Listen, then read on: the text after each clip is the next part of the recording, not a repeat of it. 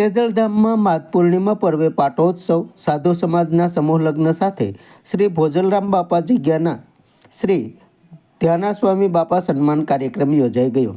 શ્રી ભોજલરામ બાપાની જગ્યા ભોજલધામ ફતેપુર માટે મહંત શ્રી ભક્તિરામ બાપુને શ્રી મોરારી બાપુના હસ્તે શ્રી ધ્યાનાસ્વામી બાપુ સન્માન અર્પણ થયું। આ વેળાએ સંતો મહંતો પણ જોડાયા।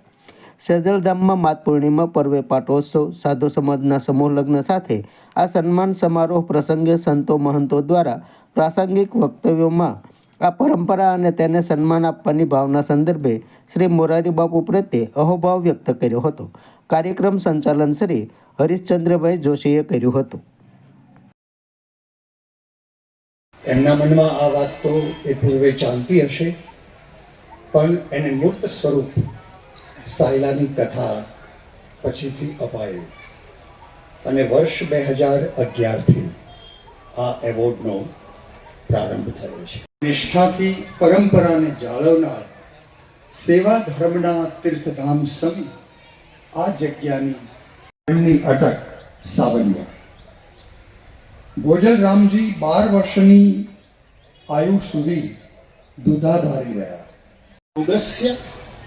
પ્રથમમ દ્વાર જગદગુરુ આદિ શંકર કહી યોગનું જેનાથી સમાધિ સુધી પહોંચી શકાય એનો પહેલો દરવાજો વાક નિરોધ, વાણીનો નિરોધ કરો। જેટલું બને એટલું ઓછું બોલવું। કથામાં તો બોલવાનું 4 કલાક શું કહો એટલું। રાતભર સંતવાણી લોકો ગાતા હોય છે, એની મના નથી, પણ જેની કાંઈ જરૂર નથી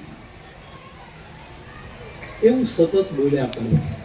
વાત નિરોધ, જેને આજીવન સમાધિમાં જીવવું હોય એને પહેલા વાણીનો નિરોધ કરવો। આપે એને ખાલી સાંભળી લેવું। જીવનના તમામ પ્રશ્નોનું સમાધાન જે સાધુને મળી જાય એ હાલતો ચાલતો સમાધિવાળો સાધુ, જેને કોઈ સમાધાન લેવા માટે ક્યાંય જવાની જરૂર નથી।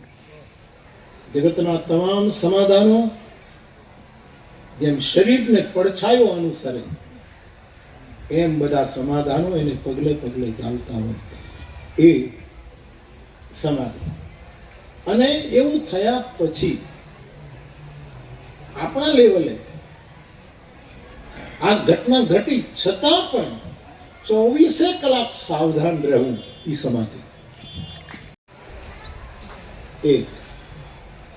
એક તો જડ સમાધિ હોય છે, જડ જે મોટે ભાગે આપણા કોઈ પણ સાધુ એનું શરીર શાંત થાય એટલે આપણે એને પલાઠી વળાવી દઈએ છીએ, પછી હાથ પગ બધું બરાબર થાય કે ન થાય, પછી એમાં કોઈ સંચાર નથી।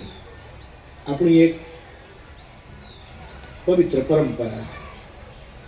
આવી કેટલીક સમાધિઓ મેં જોઈ છે, મારા હાથે પણ આપી છે। તો એ અહીંયા જડ એટલે ખરાબ અર્થમાં ન લઈશું। હવે ઇન્દ્રિયોના બધા જ વેપારો બંધ થઈ ગયા છે। ઇન્દ્રિયોના તમામ વિષયો વિસર્જિત થઈ ચૂક્યા છે। હવે એને જ્ઞાનેન્દ્રિયની જરૂર નથી, કર્મેન્દ્રિયની જરૂર નથી, કોઈ જરૂર નથી।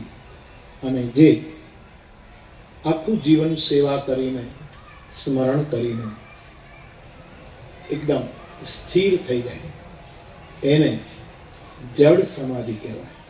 એટલે ફરી એક વખત કહું, જડનો અર્થ ખરાબ અર્થમાં નથી, સ્થૈર્યના અર્થમાં છે।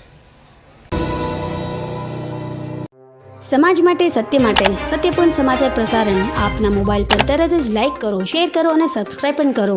અને હા, ઘંટડી વગાડવાનું ન ભૂલશો। આભાર। સમાજ માટે સત્ય સાથે સત્યપૂર્ણ અહેવાલ, સમાચાર તથા જાહેરાત પ્રસારિત કરવા સંપર્ક સાધો। સત્યપુંજ સમાચાર પ્રસારણ, લબ્ધિ કોમ્પ્લેક્સ, તાલુકા પંચાયત સામે, સિહોર।